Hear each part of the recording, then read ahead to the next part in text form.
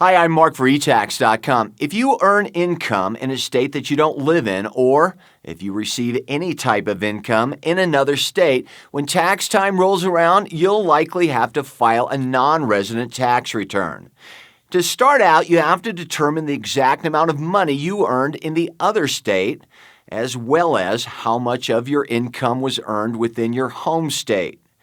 To make this process simpler, complete your federal return first, as you may need some information from the federal return. Most non-resident returns have two columns in which you will list your income. In the first column, you'll list your total income as per your federal return, while non-resident income is listed in the second column.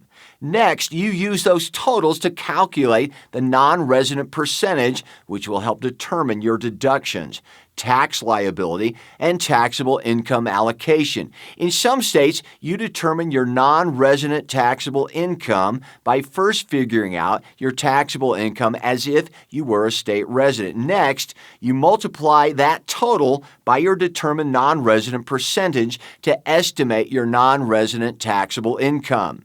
In other states, you multiply your non-resident percentage by the total of federal deductions. The resulting amount is your non-resident deduction amount, which you subtract from your non-resident income.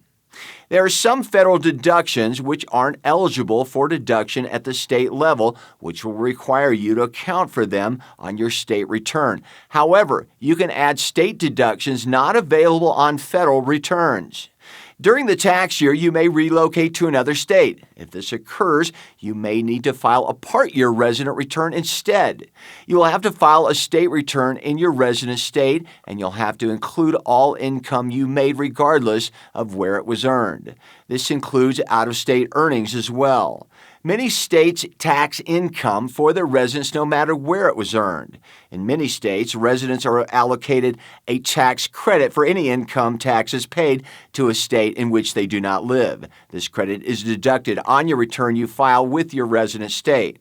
For more information, visit eTax.com.